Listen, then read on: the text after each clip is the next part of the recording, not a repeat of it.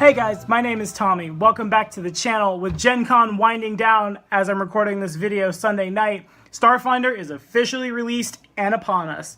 As we continue the Forgotten Races review series, I'm going to continue to tackle the core races in Starfinder as we see them prior in the Pathfinder RPG.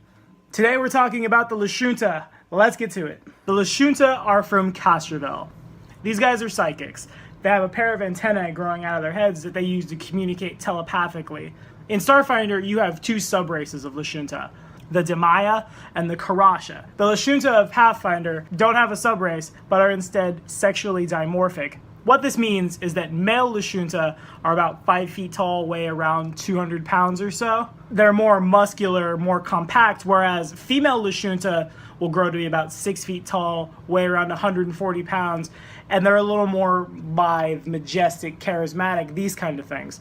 This is the only time we see this in Pathfinder. Sure, you have elves, drow, aquatic elves, dwarves, druger, sverneblin, and gnomes, things like that. Here we have a race that literally differs in stats based on whether or not they are male or female. Female Lashunta are expected to take leadership positions whenever it's needed, whereas male Lashunta are often super happy to engage in any kind of brawl. However, there's nothing to say that both sexes can't become warriors, can't become mages, and it often happens. These guys thirst for knowledge, particularly knowledge of an arcane nature, which might serve to explain why they've been able to set up interplanetary portals in Pathfinder between Golarion and their homeland of Castrovel.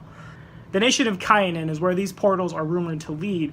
On Golarion, Lashunta are very unheard of by and large. On Castrovel, it's common knowledge that we can jump from planet to planet. However, these portals are strictly guarded. So what sci-fi tropes can we compare the Lashunta to? Honestly, there's a whole lot of them mixed up here. For one, Castrovel is also home to Formians, ant-like creatures. Oftentimes the Lashunta are at odds with these guys, protecting their homes from them, not unlike Starship Troopers.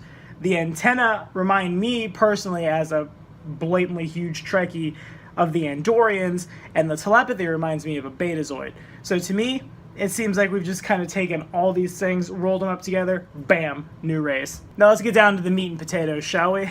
Lashunta all get a +2 bonus to their intelligence. Whereas the male gets a +2 to strength, -2 to wisdom, the female gets a +2 to charisma, -2 to constitution. They are medium creatures with a base speed of 30 feet and begin play speaking Elven and Lashunta. After all, Castrovel also has a native Elven population. Lashunta can choose any language they want as bonus languages if they have high intelligence, which is wonderful in my opinion, because I don't see any reason why my character can't, if he's smart enough, have learned any language at all as he's growing up.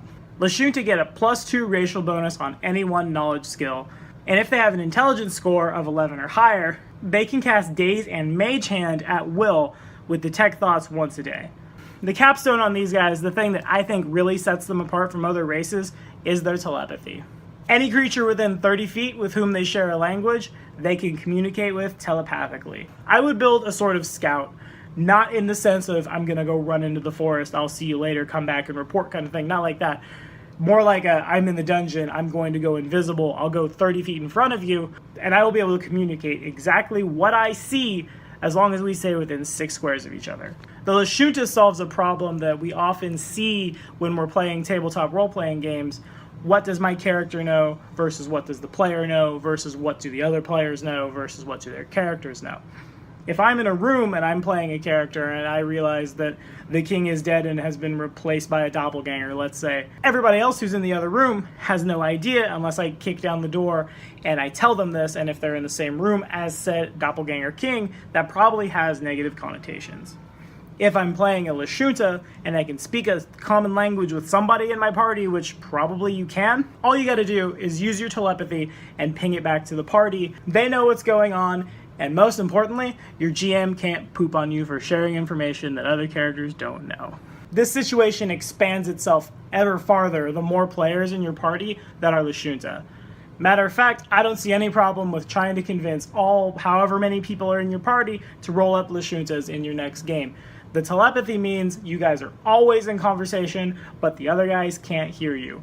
That means if you're in combat, you can plan and they won't hear you. If you're out of combat, you guys can decide what you want to do and have the party face do the talking without the NPCs hearing anything or thinking that it's rude for the party face to have turned around, consult with the rest of the party, come back forward. Of course, the antenna might be a little bit of a turnoff for some people, but hey, that's an entirely different problem. So that's all I have to say about these guys. If you have anything to add in Pathfinder or Starfinder, throw it in the comments below. We'll keep the conversation going. Be sure to like and subscribe for more videos. Next race video drops next Monday.